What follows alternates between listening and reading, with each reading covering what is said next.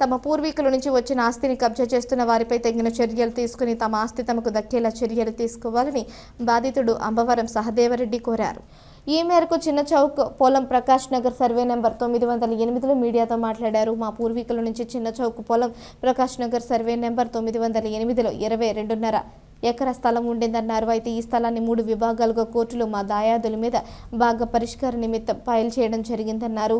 ఆ కేసులో రెండింటిని కోర్టు డిస్మిస్ చేసి ఒక భాగాన్ని 1A 2B కింద 4.20 ఎకరాలుగా భావించి నిర్ధారించి మాకు సబ్ డివిజన్ నెంబర్కు కూడా ఇవ్వడం జరిగిందన్నారు. ఈ క్రమంలో ఇందులో సంబంధం లేని వ్యక్తులు ప్రవేశించి కబ్జాకు ప్రయత్నాలు సాగిస్తున్నారన్నారు. ఎమ్మెల్సీ రామచంద్రయ్య స్థల విషయంగా హైకోర్టులో రిట్ వేసి 5 నెలలు కాలయాపన చేసి ఆ తర్వాత కేసును రిటర్న్ తీసుకున్నారన్నారు. ఆ తర్వాత తమ స్థలం వద్దకు వచ్చి స్థలాన్ని కబ్జా చేయకపోతే న్యాయం చేయాలని మీడియా ముఖంగా తెలియజేస్తున్నామన్నారు. అంతేకాకుండా తనపై తప్పుడు ఫిర్యాదులు ఇప్పించి రకరకాల సెక్షన్లతో క్రిమినల్ కేసు సైతం నమోదు చేయించారన్నారు.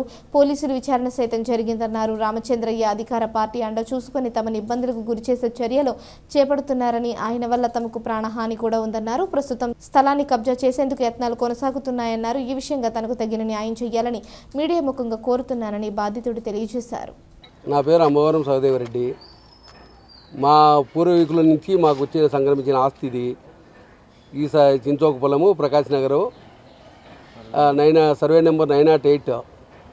దీని మీద 22.5 ఎకరా మాకు ఉన్నింది. మాకు రికార్డు ఉంటే దాని మీద 3 ఐటాలుగా నేను కోర్టులో ఫైల్ చేశాను భావ పరిష్కారాల మా దాయాదుల మీద. వీళ్ళకి సంబంధం లేని వాళ్ళు వచ్చి యాడింగ్ పిటిషన్స్ యాడ్ అయినారు. ఆ కేసులో 2 మాకు డిస్మిస్ చేశారు. ఒక ఐటము 1A 2Bగా 420 సెంట్లు నిర్ధారించి మాకు సబ్ డివిజన్ నెంబర్ కూడా ఇచ్చేసి మాకు కోర్టు వారు డిగ్రీ జడ్జిమెంట్ ఇచ్చారు. ఆ తర్వాత రామచంద్రయ్య గారు వాళ్ళ ఫ్యామిలీ హైకోర్టులో ఒక రిట్ వేసాడు. హైకోర్టులో రిట్ వేసి అక్కడ 5 ఏళ్ళు కాలయాపన చేశాడు. ఆడ కేసు రెడీ అయింటానే ఆయన వాలంటరీగా నాకు సంబంధం లేదు అన్నట్టుగా కేసు రిటర్న్ తీసుకున్నాడు. ఆయన వేసిన సూట్ డిస్మిస్ చేశారు. అది కూడా రికార్డు ఉన్నది. ఆ తర్వాత వీడికి వచ్చి సైట్లోకి వచ్చి కబ్జా చేయబోయాడు. కబ్జా చేయబోతే మేము అటువంటి ప్రెస్ వాళ్ళందరినీ పిలిపి ఇది చేయగా న్యాయం వరమని చెప్పగా ఒక ఆంధ్రజ్యోతి వారు టోటల్గా అంత లెక్కల ప్రసారం చేశారు. ఆ తర్వాత ఆ నుంచి నేను ఈ రకంగా చేశానని చెప్పి నా మీద వాళ్ళ భార్యతో ఒక తప్పుడు కంప్లైంట్ ఇప్పించి నా మీద రకరకాలుగా సెక్షన్లు పెట్టి నా మీద క్రిమినల్ కేసు కట్టించాడు.